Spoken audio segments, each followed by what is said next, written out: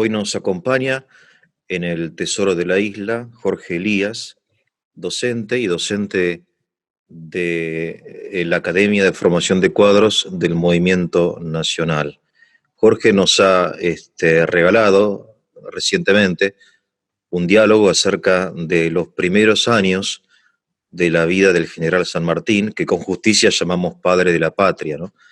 Y su infancia en Argentina, su adolescencia, ya como guerrero, como soldado en España, ¿no? Y después sus luchas en Francia, y etcétera, y después su arribo a la Argentina y los primeros combates de la independencia. Bueno, quedamos, Jorge, que San Martín llega a Mendoza, ¿no? Estamos en Mendoza.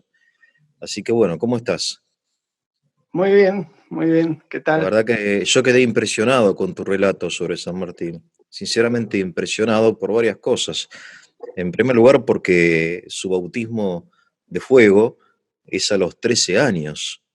Realmente uno se da cuenta que estamos en una época muy distinta de la actual, ¿no? En cierto sentido, la experiencia de vida de estos hombres tan jóvenes en la guerra, con la muerte amenazándolos todo el tiempo, ¿no? Formarían el carácter de una forma quizá desconocida para nosotros, ¿no? Y bueno, y después, en fin, me han surgido un montón de preguntas, pero prefiero dejarte la palabra a vos, y que nos comentes ahora acerca del ideario político de San Martín. Por favor, te escuchamos. Bueno, muy bien. Eh, Nosotros habíamos hablado digamos, hasta la llegada de San Martín a Mendoza. Sí, El ideario político, nosotros sabemos perfectamente que la política es internacional o no es política, porque claro. es como si quisiéramos definir la política de Mendoza sin saber cuál es la política de la Argentina. Es imposible. Y la Argentina, o en aquella época, las Provincias Unidas del Río de la Plata, el Virreinato del Río de la Plata y la América Española, que era la continuación de España, pero en América, estaba todo relacionado con lo que pasaba, sobre todo en los países centrales de Europa, que había una guerra y los principales actores eran Napoleón Bonaparte por un lado, con Francia, y después Inglaterra y España, que estaban alternadamente en guerra uno con otros. Y bueno, San Martín se vino acá a partir que en España fue prisionero Fernando VII, que era el príncipe, pero fue prisionero el rey de España, que fueron a Bayona, tomados prisioneros por Napoleón, rechazando ellos la posibilidad que les daba Inglaterra de traerlos a América y gobernar todo el imperio español desde América. Podrían haberlo hecho perfectamente. Ellos eran afrancesados, por eso cayeron en Bayona sin ningún problema. En los bailes gritaban viva Napoleón, viva Bonaparte, porque ellos eran de una dinastía francesa, que es la misma dinastía que continúa hoy en España. Bien, por un lado eso, y vemos que España estaba gobernada por las juntas en Cádiz, todas las regencias que había, y toda la participación en todo esto de las logias masónicas. Como dijimos bien, España estaba dejando de ser España. Recordemos que hacía muy poco se había producido la Revolución Francesa, solamente unos pocos años antes, y todas esas ideas de la revolución subvertían todo, especialmente habían subvertido a través de esa dinastía corrupta y liberal y afrancesada, el corazón de la propia España. Pero había una parte de España que estaba viva, que era América. Esa parte era joven, era lo mejor, y los soldados y patriotas americanos que estaban en España decidieron venirse para acá a causa de esa cefalía de poder que había y a tratar de salvar lo que quedaba acá en este lugar tan prodigioso que era América. Y podemos ver que San Martín, cuando llega en 1812, se encuentra con las famosas tres contradicciones, digamos, que contiene y aún persisten en América. Hay instancias de las logias masónicas fundamentalmente inspiradas por Gran Bretaña. Y nos podemos preguntar, ¿hoy continúa eso? Sí, hoy continúa. Continúan esas tres contradicciones que son las que han marcado a fuego la lucha en toda América, inclusive en América del Norte, en Estados Unidos, que son la primera de las cosas que debemos saber es que uno de los países más pobres de Europa, que era Inglaterra, que era un país pastoril, de pastores y de ovejas, se había transformado desde hacía un par de siglos y se había transformado en el país más industrializado de todos.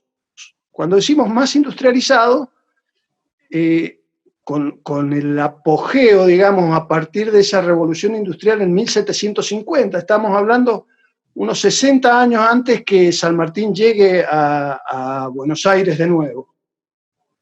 Ya era una gran potencia industrial, había logrado el manejo de todas las materias primas, especialmente las materias primas en el área textil, en el área de las metalúrgicas, y entonces buscaba por todos lados en el mundo materias primas, las industrializaba y se las devolvía al mundo con un valor agregado, pero no le permitía al mundo industrializarse para que no le hicieran pata ancha en lo que Inglaterra pretendía.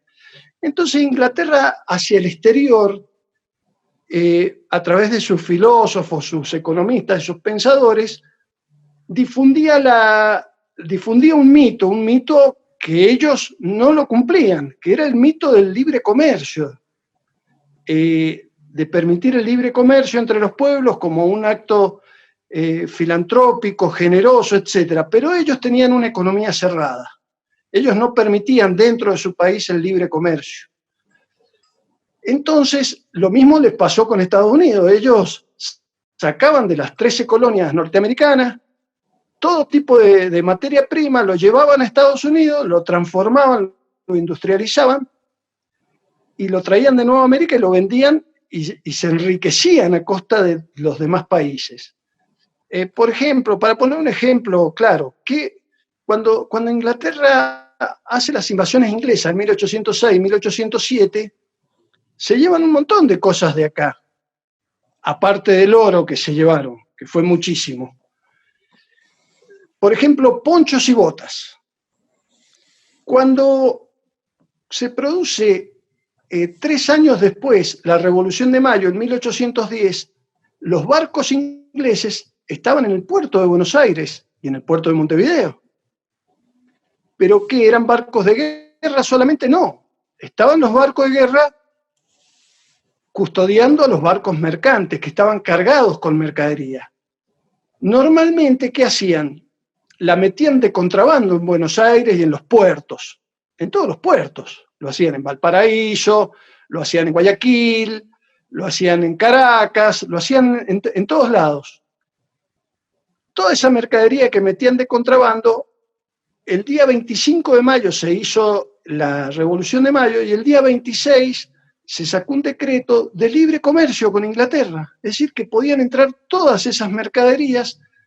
Inmediatamente, digamos, la primera junta de gobierno participó de ese mito, con el único tipo que se opuso ahí adentro de esa primera junta, que fue el general Belgrano, porque el general Belgrano era un hombre que sabía de economía, era un hombre doctorado en economía, con la medalla de oro en Salamanca, en España. No era cualquier cosa Belgrano, era un hombre que sabía de qué se trataba y sabía que esto del libre comercio era solamente un mito para someter a los países. ¿Por qué? Porque no permitían la industrialización. Y fíjate que en esa época, América, si la vemos desde Buenos Aires, en Buenos Aires tenían los cueros, el producto de toda la ganadería, las carnes, etc. Y después todo eso iba hacia Córdoba, y de Córdoba hacia el norte había como una protoindustria, había un comienzo de industria, en la mayoría de los casos una industria artesanal, pero se hacían las botas, se hacían los sacos, las chaquetas, se hacían los ponchos a telar, en Mendoza había fruta seca, había vinos, aguardiente, y así en cada uno, en Córdoba se hacían, por ejemplo, las mulas, que era un elemento fundamental. En esa época no había ni aviones, ni trenes, ni camiones, ni rutas, y todo se hacía a traslado de mulas. Y esas mulas partían sobre todo hasta Perú, y de Perú hacia otros centros, por ejemplo, la Gran Colombia, al norte, a lomo de mula, todas las cosas, la yerba mate, etc. Vos pensás que en Perú se tomaba mate. Se tomaba mate con bombilla. Una cosa, ¿por qué? Porque había una unidad, había un libre comercio continental, porque era la patria grande, era España. Toda esta América era España. Entonces, había libre comercio interno de todo este continente, había una única moneda en todo el continente, un mismo idioma, una única religión. Entonces eran todos pueblos hermanos. ¿Qué moneda era? Pero era el duro, le decían. El duro. Yo no sé bien cómo era precisamente la moneda, pero creo que era el peso, porque San Martín grabó algunas cosas, como por ejemplo, acá puso un impuesto cuando llegó a Mendoza, y que ese impuesto era medio peso por cada 1.000 que tuviera declarado la persona en sus bienes. Es decir, que si vos tenías un valor de 1.000 pesos en bienes, tenías que pagar medio peso de impuesto a la guerra. Eso lo había puesto San Martín acá. Entonces, yo imagino que era un peso duro que tenía su respaldo en oro,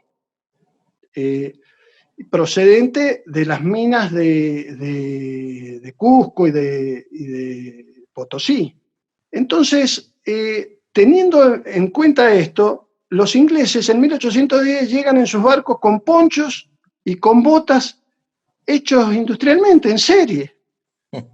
Y nosotros lo podemos ver después de la caída de Rosas, que se produce exactamente lo mismo, porque Rosas en su segundo gobierno cierra de alguna manera el libre comercio y hace el proteccionismo económico para toda la confederación, digamos, para que las industrias artesanales pudieran florecer. Y además había pleno empleo en toda esa época. No había nadie que estuviese ocioso, porque había trabajo para todos. Y bien, entonces esa es una de las contradicciones del proteccionismo económico contra el libre comercio con la que se encuentra San Martín. Bien. Lo otro que encuentra es el concepto de la patria grande o las patrias chicas. Bien. Es decir, dividir América en muchas pequeñas naciones, que es lo que quería Inglaterra, para poder dominar. Claro. Divide y reinarás, dice el dicho. Sí. el Martín Fierro dice que los hermanos sean unidos. Bueno, lo que hizo Inglaterra es dividirnos a todos y enfrentarnos. Un poco lo que hablábamos el otro día de Chile con Argentina, por ejemplo. Es inconcebible que 150 años después, 180 años después, Chile, el gobierno chileno, no el pueblo chileno, pero el gobierno chileno decidió ayudar a Inglaterra en la guerra de Malvinas. Lo ayudó logísticamente, lo ayudó con información y lo ayudó de un montón de maneras, con comunicaciones, etcétera, poniéndole los aeropuertos. Hubo un montón de incidentes donde participa Chile en esa guerra y están comprobados y ellos mismos está documentado. Entonces eso era inconcebible que ocurriera si hubiera unidad verdadera. Entonces San Martín se encuentra con eso. ¿Y qué hacen los? Recordemos lo que pasó. El virreinato del Río de la Plata en un momento, a instancia de los agentes británicos, el Paraguay se abre por su lado como una nación independiente. Después de la Guerra de la Independencia, Bolivia pasa a ser una nación independiente. Después de la guerra con el Brasil de la Argentina del año 26, la banda oriental, el Uruguay, pasa a ser una nación independiente. Parte del sur de Brasil, que pertenecía al Virreinato del Río de la Plata, pasa a manos de los portugueses brasileños, que siempre estuvieron aliados con los británicos. Y así Ecuador, nace Colombia, nace Venezuela. Es decir, nos dividieron en un montón de países, Chile queda por su lado, y divididos nos empezaron a manejar. Y San Martín con Bolívar hablaron en la entrevista de Guayaquil de esa patria grande. Incluso se hace un congreso en Panamá posteriormente para intentar, fue un conato político para intentar hacer una sola nación de América, pero fracasó. Fracasó por la intervención de las logias masónicas. Por eso, cuando hablamos de las logias masónicas, digamos claramente que la logia Lautaro no era masónica, era una logia política.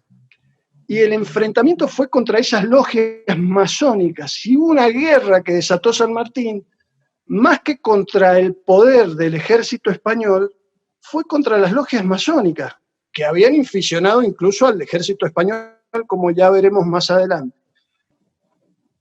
Y bueno, y la tercera contradicción, la primera dijimos que era el libre cambio o el proteccionismo económico, la segunda la patria grande o la patria chica, y la tercera contradicción podríamos decir que era el tradicionalismo contra el modernismo.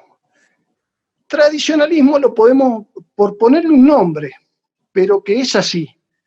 El tradicionalismo es América, la América española, era una América católica, que tenía fe.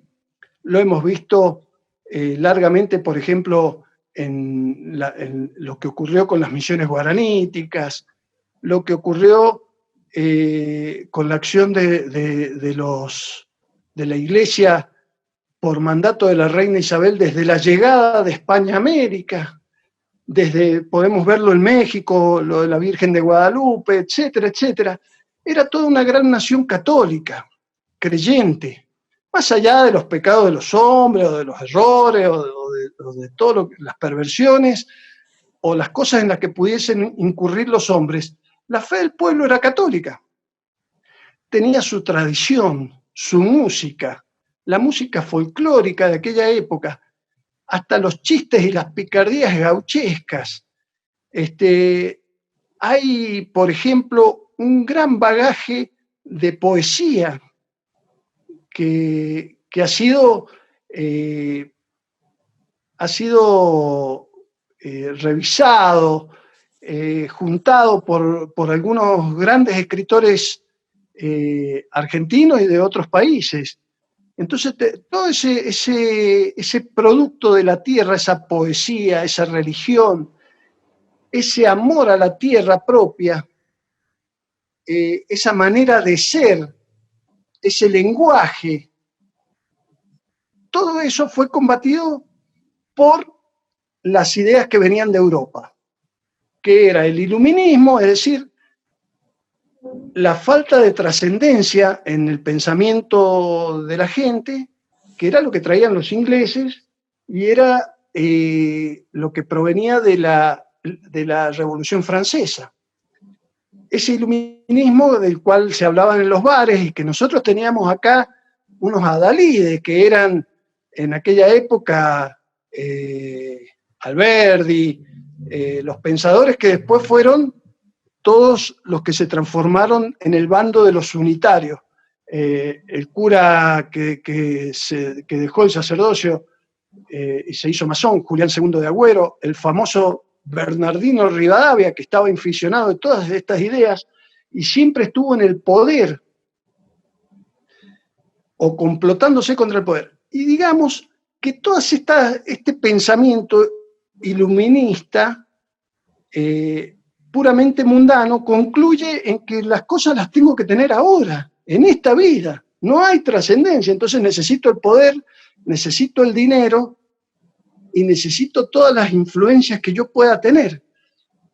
Y para poder conquistarlo se organizaban las logias. Gran Bretaña organizaba las logias. Ya habían logias en Buenos Aires desde mucho antes de las invasiones inglesas. Ya habían logias que funcionaban.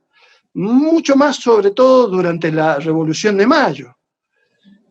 Y observemos ciertamente que todo este poder tenía un compromiso bajo juramento y en los propios anales que se pueden leer de la masonería dice, todo aquel hermano que vaya a tomar una decisión de gobierno o un ascenso a un militar o colocar un funcionario, un gobernador, tiene que consultarlo con el Consejo Superior de la Logia. Claro. Y todo aquel hermano que traicione estas premisas será hasta en los mínimos detalles de su vida perseguido y asediado hasta su muerte si es preciso.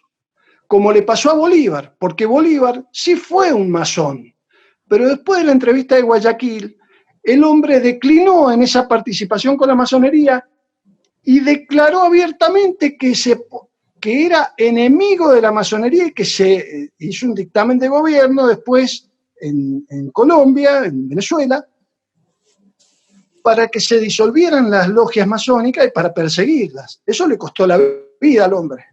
Pues lo hizo abiertamente y así le fue. Porque no perdonaban, no toman prisioneros. Es decir, no es una cosa esotérica, oculta, y que no se sepa de qué se trata. Se sabe perfectamente de qué se trata el poder masónico. Por eso la Iglesia lo rechaza, porque es la antítesis del amor cristiano. Ahí no hay amor cristiano, ahí hay intereses solamente. Intereses y ambiciones de poder y una declinación en la esperanza trascendente de la vida. Entonces, hay que observar cómo se comportan las personas, porque hay personas que se comportan. Nosotros vemos, por ejemplo, acá en la Argentina, lo que veía San Martín, que había muchos que se iban con los poderes extranjeros, es decir, a las embajadas extranjeras, como hizo el famoso general Carlos María de Alvear, porque se veían derrotados. Ese fue otro de los grandes enemigos de San Martín, como lo fue también Bernardino Rivadavia.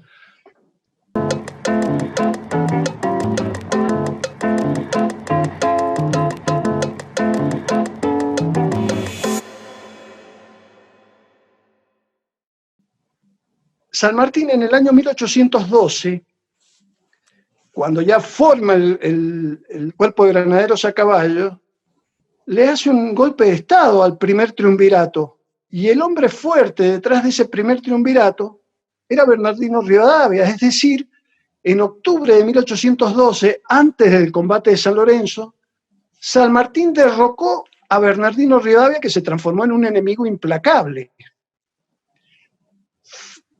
En el futuro, San Martín hablaría de él en algunas cartas diciendo que era un hombre malvado que cometía todo tipo de felonías, es decir, de traiciones. Y en una oportunidad en Europa se quería batir a duelo contra él. En una cena, donde participaron los dos, y lo agarró el doctor Paroissien a San Martín y se lo llevó aparte y lo hizo desistir de esa intención porque lo quería matar, porque el tipo había sido el gran enemigo.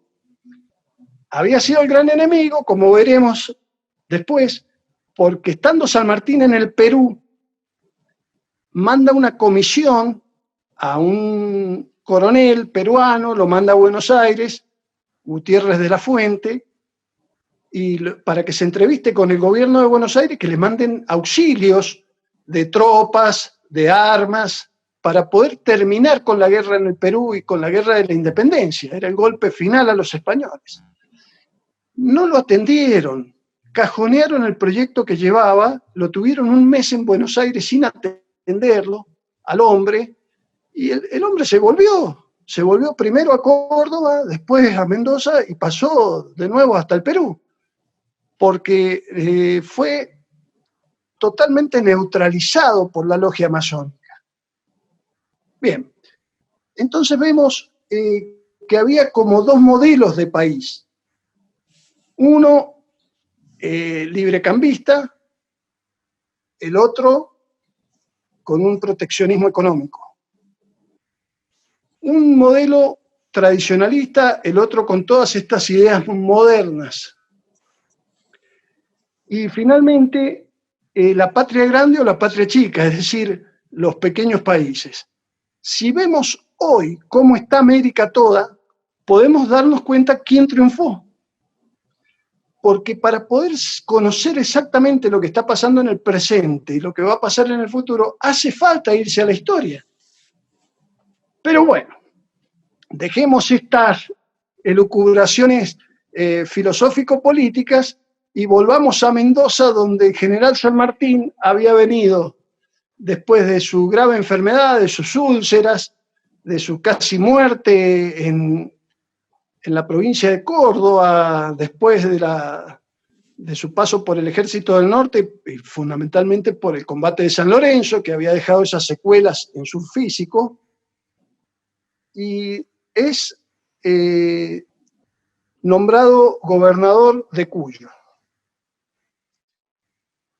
Apenas llegado acá, como dijimos el otro día, se produce un mes después el desastre de Rancagua y los chilenos patriotas se tienen que venir a Mendoza en el orden de unas 2.000 personas. Custodiados en su retaguardia por el ejército auxiliar argentino que estaba al mando del coronel Gregorio de las Heras. Y una vez llegados a Mendoza, son albergados en distintas chacras, fincas y lugares que se les había preparado a toda esa gente en casas de familia, etcétera, para que se pudieran refugiar. San Martín se da cuenta que hay una hipótesis de conflicto nueva, que era la posibilidad cierta de que los españoles cruzaran la cordillera ese mismo verano y asaltaran Mendoza. Entonces, inmediatamente empieza a poner en marcha un plan y toma unos 200 o 300 soldados que le quedaban a las Heras después del cruce de ese ejército auxiliar y empieza a reclutar gente hasta que conforman un ejército de aproximadamente 900, 1.000 soldados. Con esos 1.000 soldados hicieron una operación en el paso de Piuquenes, en el paso del Portillo Argentino y Piuquenes, en Tunuyán, para hacer una emboscada al ejército realista por si cruzaba. Esto no ocurrió, pero fue un gran elemento de instrucción y de formación para los soldados sobre todo los recién reclutados. Y poco a poco se comenzó a reclutar milicias, pero paralelamente había una actividad febril por parte de San Martín en la organización de Mendoza, como gobierno de Mendoza, porque a mi juicio, salvando las distancias históricas, yo creo que este fue el mejor gobernador que tuvo Mendoza en toda su historia. Incluso mejor que Cornejo, por decirlo de alguna manera.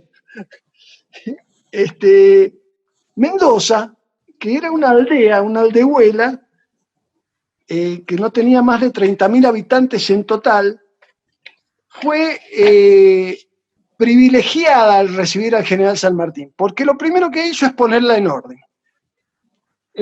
Sus actos de gobierno, el primero de los actos de gobierno era que Mendoza se había soltado en Buenos Aires el libre cambio, es decir, el libre comercio con Inglaterra. Entraban productos del extranjero y se veían perjudicadas todas las industrias del interior. Entonces, San Martín, ¿qué hizo? Había un impuesto a las guerras que el director supremo había colocado, y tenía que mandar una partida de dinero todos los años a Buenos Aires.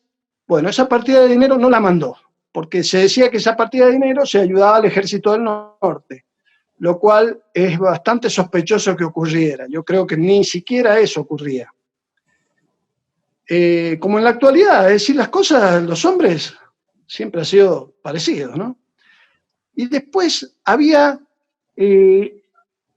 un impuesto o una partida de dinero que le tenía que mandar a la iglesia, al obispado, porque dependía Mendoza del obispado de Córdoba.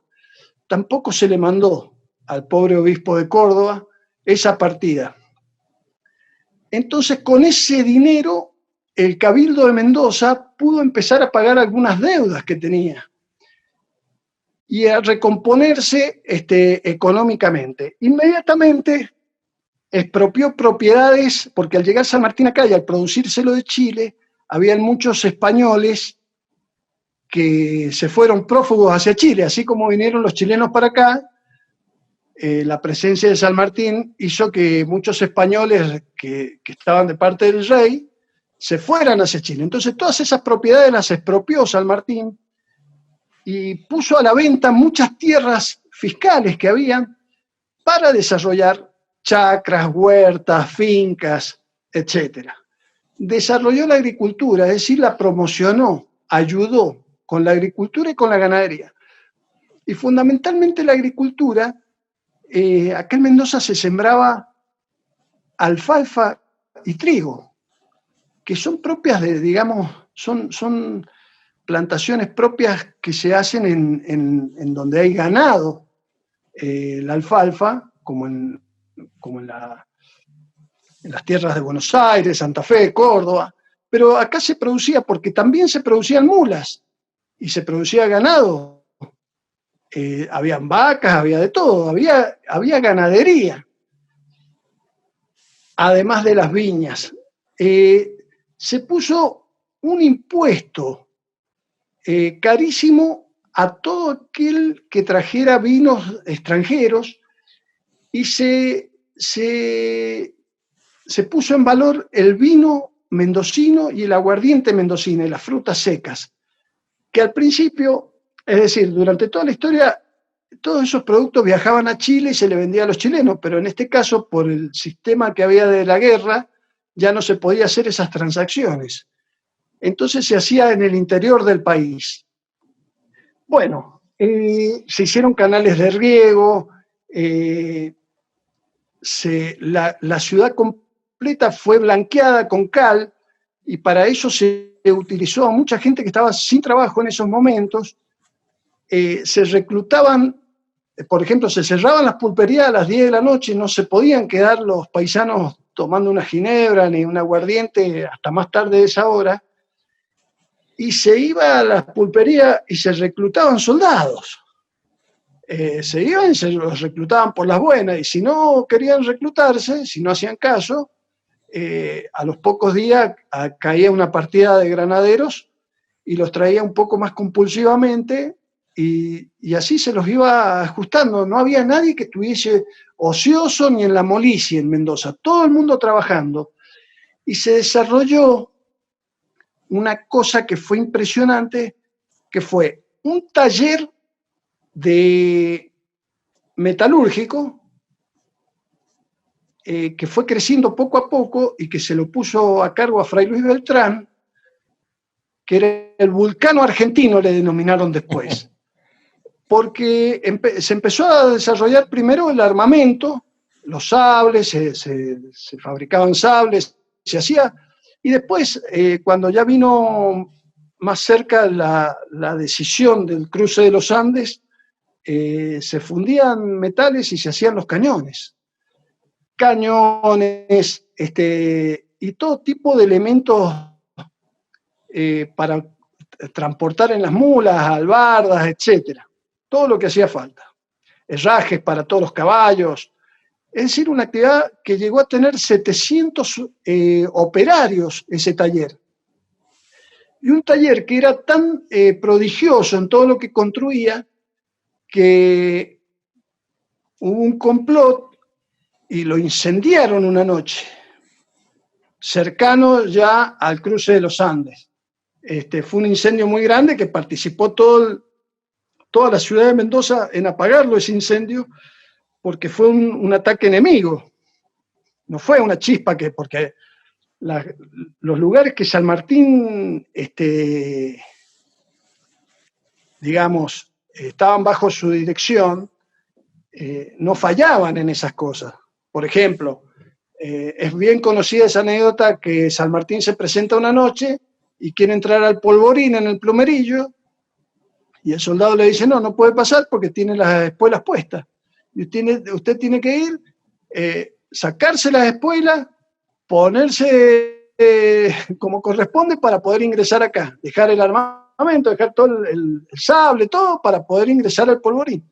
No, pero yo soy el comandante en jefe, me tiene que dejar entrar, soldado.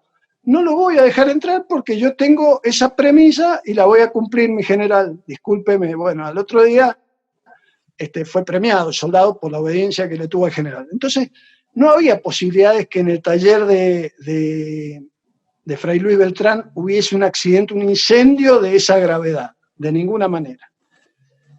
Bueno, se hizo una fábrica de pólvora.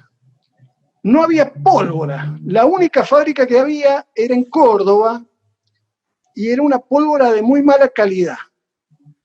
Entonces acá San Martín aprovechó el azufre de la cordillera, el salitre que venía de la zona que hoy conocemos como uno de los departamentos que está al norte de Mendoza, que es Lavalle, todo el salitre que se traía de ahí, y todo el carbón producido se quemaban algarrobos en hornos, y todo ese carbón, con eso se hacía una pólvora que era de mayor calidad que la pólvora que venía de Francia y de Inglaterra. Es decir, era una cosa que habían logrado y que fue el gran alimento, digamos, para el ejército de los Andes, tener los fusiles, esa pólvora de mucha calidad y que no les fallaba en el momento que había que usarlo. Se hizo un gran murallón de adobes y ahí se hacía tiro al blanco y todos los soldados manejaban perfectamente la fusilería que tenía el ejército. Bien, entonces vemos cómo con los canales de riego, la agricultura, la ganadería, San Martín iba poniéndole un orden y un embellecimiento a la ciudad, la hizo blanquear toda, hizo la Alameda, el famoso paseo de la Alameda, donde después se tocaban retretas los días domingos, desarrolló la primera escuela secundaria que hubo en Mendoza, con profesores y con materias que para la época eran toda una cosa sorprendente. El sistema de salud de Mendoza se hizo toda la vacunación contra la viruela, por ejemplo, y se prepararon algunos conventos y algunos lugares para que fueran a manera de hospital los que recibían a los enfermos. El sistema carcelario. Acá había una prisión que los tipos que caían en prisión caían en una desgracia, porque San Martín lo escribe todo esto, porque es muy interesante leer lo que decía San Martín. San Martín decía, ¿cómo vamos a tener prisiones al estilo español, donde la gente está encerrada, muchos de esos presos están encerrados presuntamente, pero todavía no se demuestra su culpabilidad, y tienen que pasar un montón de tiempo y tenían una sola comida al día. Entonces hizo poner las 2 comidas al día, un sistema de higiene para los presos y un sistema de vida un poco más humano, humanitario. Prohibió los castigos corporales. Y bueno, el ejército, como ya hablamos el otro día, tenía una disciplina espiritual del rezo del rosario todos los días, y de la misa todos los domingos. Se ponía una gran carpa en la plaza de armas que le habían regalado los ingleses para las campañas de San Martín. San Martín lo usaba como capilla, y ahí Lorenzo Guiraldes era el sacerdote que celebraba la misa con todo el Estado Mayor y toda la tropa formada. Bueno, pero paralelamente a esto, San Martín tenía una preocupación que era, además de todo este gobierno y de muchas otras cosas que se hicieron, sobre todo de gobierno tanto en San Luis como en San Juan, que sería muy extenso ponerse a hablar en detalle de todos esos actos de gobierno. Porque, perdón, Jorge, la Sí. jurisdicción en aquella época no era la actual provincia de Mendoza, era Cuyo, entiendo, ¿no? Eran las 3 Claro, era Cuyo provincias. porque eran 3 provincias. Lo que hoy son 3 provincias era una. Claro, era todo Cuyo, era una región, digamos. Región, la claro. región de Cuyo. Que hasta un año antes que llegara San Martín pertenecía al gobierno de Chile, la Capitanía General de Chile, pero por una decisión del virreinato había pasado a ser la gobernación de Cuyo. Bueno, tenemos que ver qué pasaba con el ejército. Es decir, San Martín estaba desesperado porque no tenía un ejército para resistir un ataque. Entonces comenzó a reconocer la cordillera con los vaqueanos, los lugares de la cordillera, y a ver cuáles eran lo que se llaman los boquetes de la cordillera por donde podía pasar el ejército español. Claro. Entonces, bueno, habíamos dicho que San Martín había ido a Uspallata, también fue a San Juan, y preparó poco a poco la política que iba a ser la que presentara él en el Congreso de Tucumán en el año 16. Porque ese Congreso de Tucumán, él, a instancias de San Martín, el Congreso de Tucumán, donde se declara la independencia, porque San Martín decía, bueno, los tipos no vinieron, los españoles no cruzaron en el verano del 14 al 15. Tampoco cruzaron en el verano del 15 al 16, porque ya estábamos más preparados. Pero yo en el año 16 necesito que en ese Congreso se declare la independencia, porque yo no puedo cruzar a Chile como una pandilla de guerrilleros que cruzamos en el nombre de qué nación, ¿no? Tenemos que cruzar en el nombre de una nación independiente para liberarnos de los españoles. Claro. Entonces, bueno, él propone como diputado de la provincia de San Luis a Juan Martín de Pueyrredón. Sí. Y de la provincia de Mendoza a Juan Agustín Maza y a Tomás Godoy Cruz. Y de San Juan a Fray Justo Santa María de Oro y a Narciso de la Prida, que fue el presidente del Congreso cuando se hace la declaración de la independencia. Claro. Digamos que eran todos hombres claves, porque fijémonos que, por ejemplo, Pueyrredón había estado a cargo del Ejército del Norte, había sido gobernador de Chuquisaca, en Bolivia, Es decir, tenía conocimiento, había estado en relación con Güemes y con Belgrano, es decir, conocía todo lo que estaba pasando. Y fue nombrado durante el Congreso, se tuvo que retirar del Congreso, porque fue nombrado director supremo de las provincias. Sí, Entonces, tuvo que asumir ese rol. Y mientras acá estaban los preparativos, poco a poco San Martín les escribía durante el Congreso, que duró varios meses, a los diputados de Cuyo, que se declare la independencia. ¿Qué pasa que no se declara la independencia? Tengan ánimo, etcétera, etcétera, etcétera. Bueno, se declara la independencia. Pueyrredón pertenecía también a la logia Lautaro. Entonces, claro. una vez declarada la independencia, se hace una reunión en Córdoba, San Martín va hasta Córdoba, se reúne con Pueyrredón, están 48 horas reunidos, y se decía ahí el cruce de los Andes, en agosto, los primeros días de agosto de 1816. Y bueno, esos últimos 6 meses que quedaban para el cruce fueron de una actividad febril acá en Mendoza, donde se pusieron en campaña muchas cosas. Digamos, San Martín hace un instructivo donde dice, bueno, vamos a hacer la guerra. Y hace las instrucciones digamos que es el fundamento de su guerra de Zapa, fundamentalmente,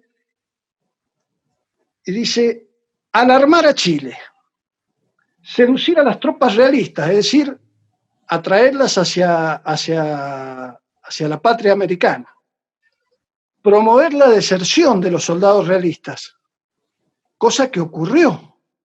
En una carta, San Martín dice a Tomás Guido, le dice, hay 2 sargentos y 7 soldados que ya se han pasado a nuestro bando y que nos están mandando información, que estaban metidos dice, me ha costado muchísimo lograrlo, pero en Chile ya estaban funcionando sus servicios de inteligencia, digamos, en Chile y produciendo toda esta alarma y deserción de soldados en los chilenos.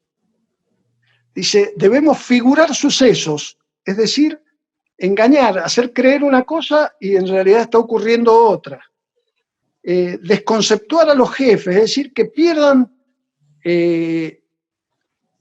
autoridad los jefes militares españoles ante sus propias tropas. Infundir el temor a los soldados. Desconcertar los planes del gobernador Marcó del Pont, etcétera, etcétera. Bueno, en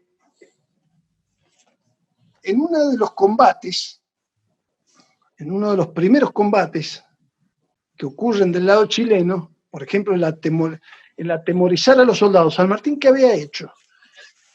Que la funda de los sables de los granaderos no fuera de cuero, sino de latón. Es decir, que cuando sacaban el sable chirriaba ese latón y producía un temor en el adversario. Cuando sacaban todos los sables, decía desenvainar, sacaban todos los sables y era un chirrido de sables que producía una intimidación al adversario. Todo, hasta en esos detalles estaba San Martín.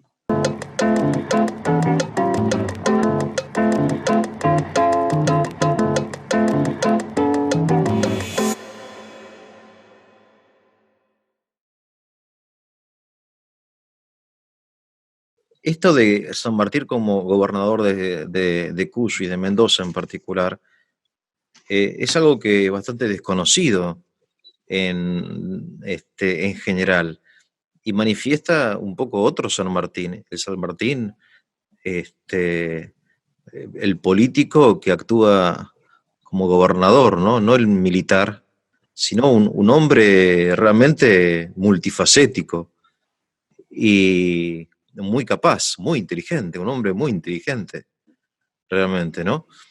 Lo que vos comentás de bueno, todos estos detalles, yo voy anotando, ¿no? Para después volver a repasar, me parece a mí que es interesantísimo, pero es Este es un aspecto de la personalidad de San Martín desconocido. Y después otro aspecto que es desconocido es que él, aunque no va al Congreso de Tucumán, manda a sus hombres, o sea, está muy presente. San Martín, Claro, digamos, tiene la idea de influenciar en el Congreso mediante, bueno, Laprida, Pueyrredón, Fray Justo Santa María de Oro, ¿no? O sea, un hombre muy inteligente realmente, muy inteligente. claro, Este, hay un axioma que dice que la guerra es la continuación de la política por otros medios.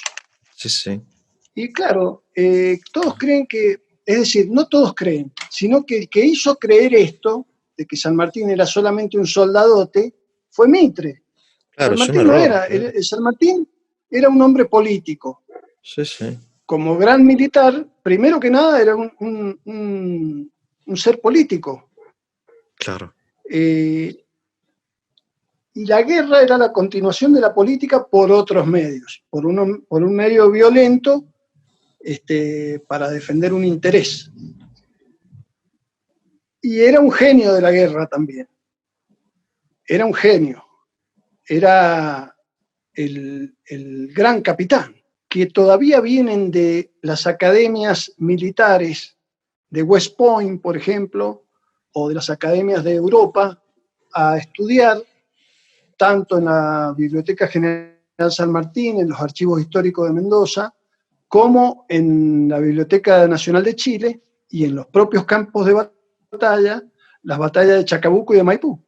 Mira, Pero, por ejemplo, nosotros tenemos un gran déficit. Es decir, yo no tendría que estar hablando de esto, tendrían que estar hablando los profesores de historia, tendrían que estar imbuidos de este espíritu y de estos conocimientos. Eh, yo tengo una bronca muy grande con esto, porque ¿cómo puede ser, digo yo, que un profesor de educación física, yo me pongo por obligación a hacer esto? Es decir, tengo sí. una obligación moral, interior, espiritual de hacerlo. Porque yo en realidad tendría que estar leyendo cuestiones de entrenamiento que me gustan mucho más. Bueno, Este, pero y alguien tiene que hacerlo, ¿no? alguien tiene que hacerlo. Y la historia es la que nos va a dar la llave coherente, verdadera, de la política del presente y del futuro. Es decir, hasta que no comprendamos esto, hay un profesor argentino que pone un ejemplo, y que a mí me gusta mucho ese ejemplo. Él dice, eh, cuando voy al médico me preguntan si como mucha sal, etcétera, porque tengo la presión muy alta y estoy excedido de peso. Y yo les voy contestando que sí. Y dice, bueno, ¿y su papá de qué murió? Y mi papá murió de un ataque al corazón, también presión alta. ¿Era gordito? Sí, era gordito. ¿Y comía con sal? Y sí, y su abuelo también. Dice, bueno, mire, esta es su historia. Claro, Entonces, su si usted herencia, no cambia ahora, no cambia, la conclusión va a ser exactamente la misma. claro. Nosotros, con el conocimiento de la historia, yo te digo que lamentablemente, porque siempre cuento una anécdota, que cuando era director de la escuela Güemes, vino una profesora que acababa de tomar unas horas y me golpea la puerta de la dirección y me dice, profesor, ¿me puede firmar la declaración jurada porque acabo de tomar unas horas? Mucho gusto, qué sé yo. Bueno, le firmo y veo la declaración jurada, le digo, pero profesora, usted ha puesto ingeniero Martín Miguel de Güemes. Le digo, ¿era ingeniero Güemes? Le hago la pregunta, yo, capciosa. Y me dice, sí. Le digo, discúlpeme, ¿usted de qué materia es profesora? De historia, me dice. Le digo, ¿dónde se recibió? En la Universidad Nacional de Cuyo. Bueno, mire, vaya y póngase a estudiar, porque el que usted dice que es ingeniero Martín Miguel de Güemes, este señor de barba que yo tengo atrás, yo tenía un gran cuadro de Güemes detrás mío, y fue general de la Nación Argentina, único general muerto en combate que tenemos. Vaya y póngase a estudiar si va a dar historia en esta escuela, y tráigame la declaración jurada bien hecha, porque así no se la voy a firmar.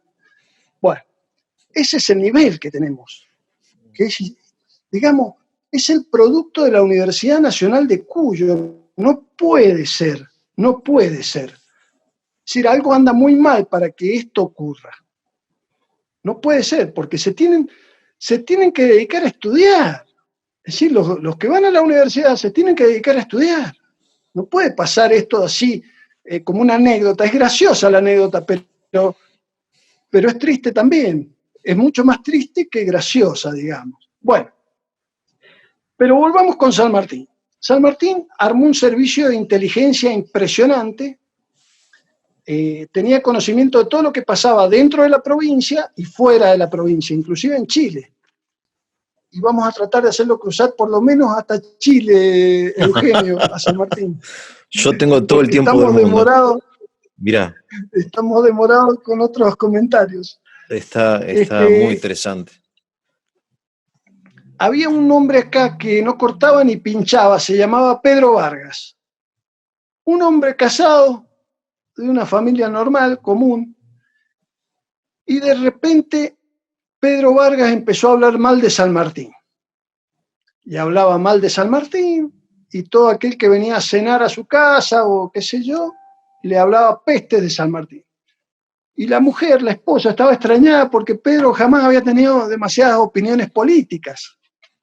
Y hablaba contra este generalote que tenemos acá, que todo lo impone, que esto, que el otro y que aquello. Y bueno, hasta que un día lo meten preso por hablar mal de él.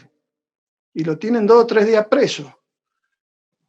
Y así lo vuelve a alargar y venían por ahí, cruzaban la cordillera, familias que venían de allá o personajes que venían, iban y venían, y eran agentes, muchos de ellos, y Pedro Vargas los recibía en su casa, habían cenas y hablaba mal de San Martín. Bueno, y fue amonestado varias veces, puesto preso 2 o 3 días varias veces, hasta que San Martín lo hace pasear encadenado por la ciudad de Mendoza, y lo manda preso 3 meses a San Luis.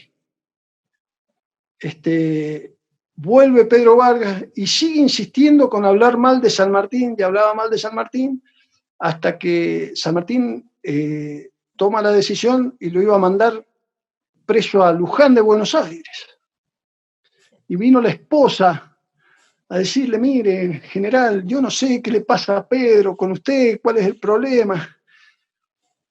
Dice: pero no puede ser, Pedro jamás ha sido así, etcétera, etcétera. Bueno, Pedro Vargas era un agente de San Martín. Y se tuvo que comer la prisión, la humillación, todo.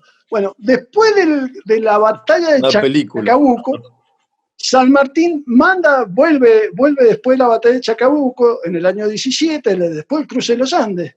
O sea, déjame, o sea, San Martín hace pasear a su agente encadenado por Mendoza, sabiendo que esa gente... 3 meses, y Pedro Vargas se la banca como el mejor de los patriotas. Lo mete preso en San Luis, prisionero con otros españoles que estaban prisioneros allá. Claro, y una historia de novela. Peste entre los españoles. Mira, claro. Sacaba información de todos lados, Pedro. Claro. Mirá vos, qué interesante, ¿no? Y qué moderno. Claro. Cuando San Martín vuelve, después de la batalla de Chacabuco, pasa por Mendoza y no se olvida de Pedro. Lo hace reivindicar públicamente. Mira qué lindo, ¿no? En el cabildo, qué sé yo, porque el tipo pobre. Y la esposa decía, porque le había prometido que lo iba a hacer fusilar, qué sé yo, no lo mate, dice: mándelo a Buenos Aires, pero no me lo mate a Pedro. Solamente por usted, señora, no lo voy a matar. Bueno, era uno de sus grandes agentes de inteligencia. Interesante. Así que había mucha tarea de inteligencia y de contrainteligencia. Lo mismo San Martín, en preparativos del cruce de los Andes, tiene lo que se llamó la consulta con los indios en San Carlos, la reunión con el cacique Ñacuñán y con todos los pehuenches, que asistieron a esa reunión en el orden de unos 2.000 indios. Iban con sus mujeres, sus hijos. Mucho, Claro.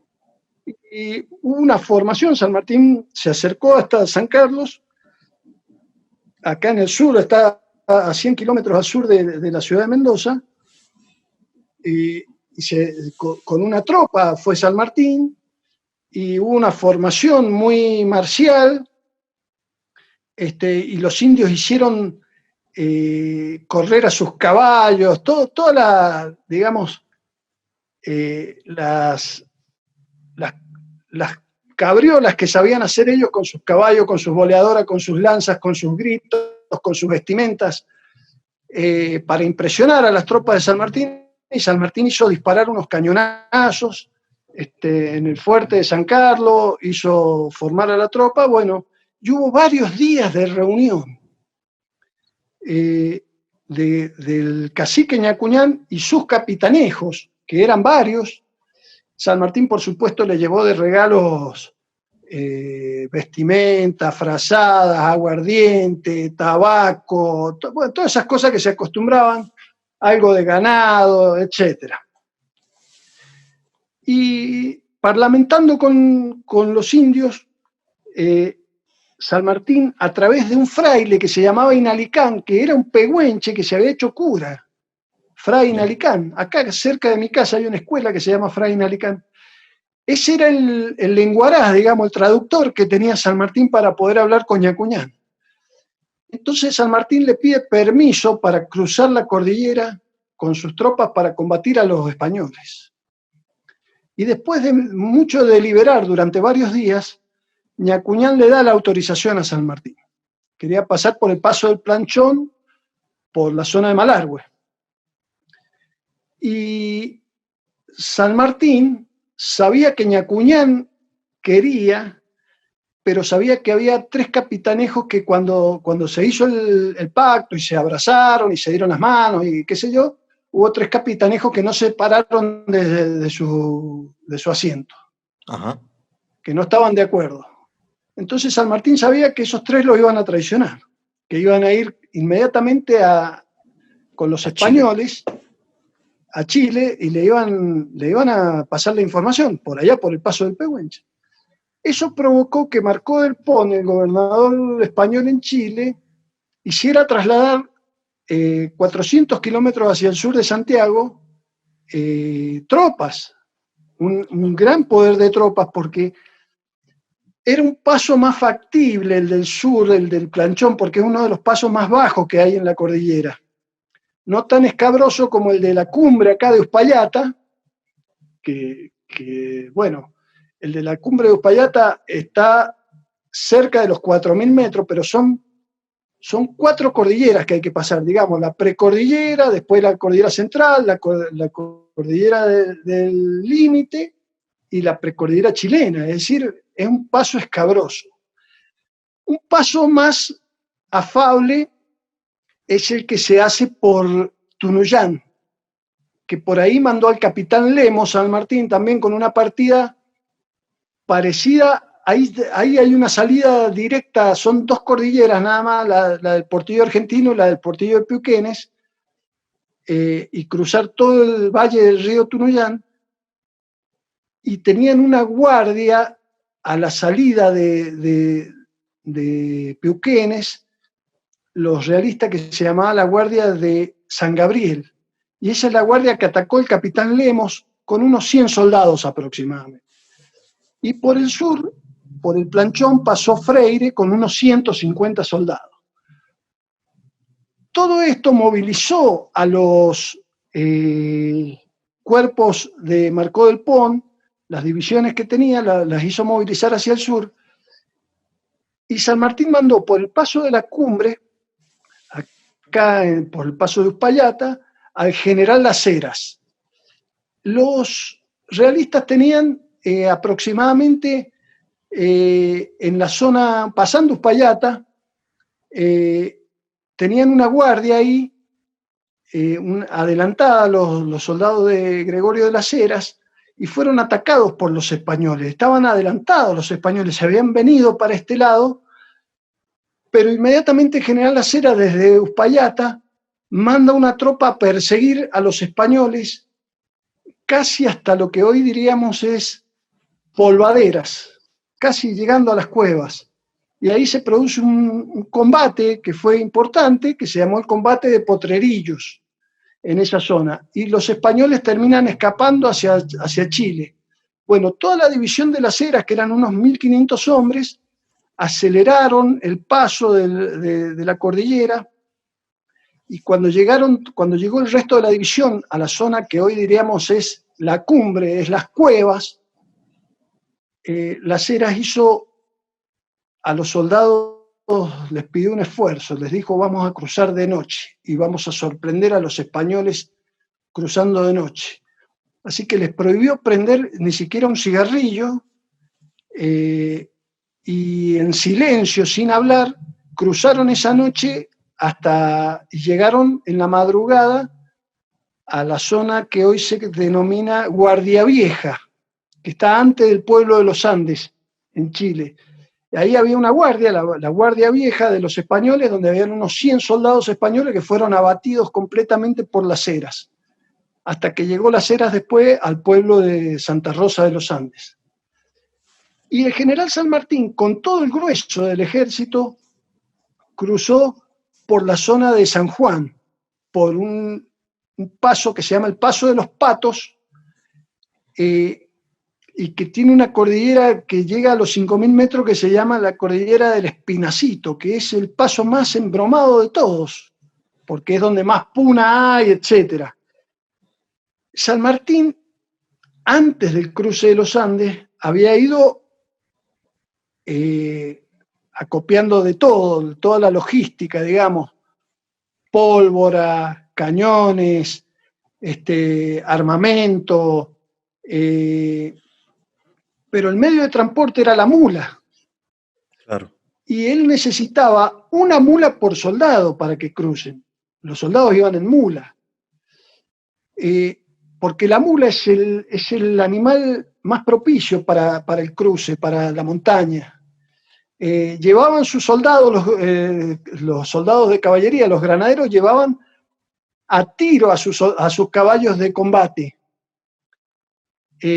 Porque los caballos de combate sabían hacer los giros, sabían hacer los piques, Sí, claro. todo lo que había que hacer en el momento de la batalla, pero el cruce había que hacerlo en mula. Entonces San Martín necesitaba 10.000 mulas. Y yo me quedé sorprendido porque leí una vez que había Pero escondido las 10.000 mulas. ¿por qué no iban caminando, perdón? ¿No podían cruzar a pie? Sí, bueno, pero se puede cruzar a pie, sí, pero no, hay una fatiga, digamos, acordate que había que llegar del otro lado y combatir, y había que llevar el armamento, la comida, todo el bagaje que se necesitaba, y había que llevar leña, había que llevar a tiro, por ejemplo, arriando vacas para ir comiendo en el camino. Es decir, era todo un despliegue, había que llevar todo lo que se necesitaba para vivir del otro lado después, porque era una mudanza, hacían falta los animales. Se 10.000 puede cruzar mulas. a pie, sí. Nosotros, por 10.000 ejemplo, cuando mulas. hicimos el cruce, 10.000 mulas. Nosotros cuando hicimos el cruce, llevábamos un bolsón con todas las cosas necesarias para el cruce. Pero ese bolsón iba en mulas. Nosotros íbamos a pie, pero el bolsón iba en mulas. Aparte hay grupos de gente que lo cruza en mulas en la cordillera. Claro. Pero los que íbamos a pie íbamos solamente con una mochilita con el agua y con Sí, claro, un sí, sí. impermeable, con una cosa livianita. Pero el resto de las cosas, todo el bagaje tiene que ir. Imagínate lo que era un ejército y en aquella época. Esas 10.000 mulas, ¿cómo las escondía San Martín para no anunciar que iba a cruzar los Andes? Claro. Las escondió en un lugar que se llama Manantiales, Sí. y que yo creía que estaba en Tunuyán. Un día, cuando estábamos haciendo un entrenamiento que se hace en ese preciso lugar, en Manantiales, Sí. le digo al papá de mi amigo, a Henry Ramonda, le digo, Henry, que también es un sanmartiniano de ley, le digo, pero en este lugar escondió las 10.000 mulas San Martín. acá en Manantiales no hay un pasto acá, no hay nada, le digo, no hay un coirón para que... No, me dice, este no es el Manantiales donde escondió las mulas. El Manantiales donde escondió las mulas está allá en el Paso de los Patos en San Juan. Claro. Entonces, cuando yo terminé el cruce, como a los 15 días me fui al Paso de los Patos porque no lo conocía. Y llegué hasta Manantiales, que es al pie, digamos, hay un lugar que se llama Barrial, y de Barriales para la cordillera son 100 kilómetros hasta llegar a Manantiales. Claro. Y de ahí te queda el cruce de la cordillera del Espinacito. Es todo que vos decís, todo esto hicieron, nosotros hicimos en una camioneta. Con aire acondicionado. No, claro. Y vos decís, estos tipos era heroico hacer todo eso, una cosa Aparte increíble. estaba enfermo, San Martín estaba enfermo. O sea, Sí, tenía dolencias. sí, estaba complicado San Martín. Y bueno, Tremendo. llegamos a Manantiales y vos ves que se te abre un valle así, Ajá. lleno de vegas, de pasto, y vos decís, claro, este es el lugar, 10.000 mulas acá podían estar. Vos decís, qué maravilloso, qué increíble, y unos lugares, unos paisajes increíbles. Bueno, increíble. No sé si estamos bien con el horario No, o... vamos a dejar a San Martín. No llega a cruzando la Chile. cordillera. Sí, Bueno, creo que no llega a Chile. Che, Jorge, una sola pregunta para terminar. Entonces hay 3 cruces. O sea, hay 3 lugares, 3 pasos. ¿O 2? Hay San Martín. 6 lugares. No, el que utiliza el ejército el ejército de los Andes. San Martín pasa por el Paso de los Patos en San Juan. Las Heras pasa por Tunuyán.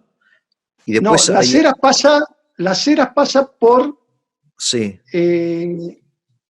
Por el Paso de Uspallata. Uspallata, perdón. Y después hay otro que pasa, el capitán, perdón. El capitán Lemos por el Paso de Tunuyán. Ahí está. Freire pasa por el Paso de El Planchón en Malargüe. Bien, ese es el cuarto, Freire. Freire, Claro, Lemos, Las Heras y San Martín. Algo importante y después hay 2 pasos más, uno en La Rioja y otro en el norte de San Juan. Pero San Martín los utiliza, manda a alguien de su ejército. Cruzan por todos esos sectores. Es una operación, digamos así, una operación como estas de 800 kilómetros de largo. Claro. Hay una operación de 800 kilómetros a través de la cordillera, sí. Llega el último de los que cruzó, llega enfrente de Coquimbo, lo que hoy sería La Serena, en Chile. Es impresionante. Allá al norte, claro. O sea, cruza, es como, cruza, realmente, digamos, un poco te da la impresión de que es una operación muy moderna de guerra. Los volvió locos. Claro. Los volvió locos, eso vienen a estudiar. Eso lo vienen a estudiar. Claro. Y otra cosa que me olvidé, que es muy importante, que San Martín había pactado con un guerrillero chileno que se llamaba Manuel Rodríguez, sí. Un patriota chileno, que con sus guerrillas hiciera golpes de mano al ejército realista y que fuera reclutando soldados, digamos, guerrilleros. Y Freire se encuentra con él por el sur, por el Paso del Planchón, se encuentra con Manuel Rodríguez y 600 guerrilleros. Otro más que se llamaba Neira, que era un bandido al cual había reclutado Manuel Rodríguez, y después San Martín, una vez en Chile, le da el grado de coronel a los dos. A Neira, que había sido un bandido, que lo transformó en soldado, y al guerrillero Manuel Rodríguez. Fueron muy importantes en esta operación. Qué interesante, ¿no? Ahora, San Martín esperaba, con toda esta operación enorme, esperaba una fuerte resistencia en Chile, entiendo. O sea, él pensaba que iba a ser muy dura la campaña militar. No era que iba y plantaba la bandera de la independencia, sino que esperaba combates y combates.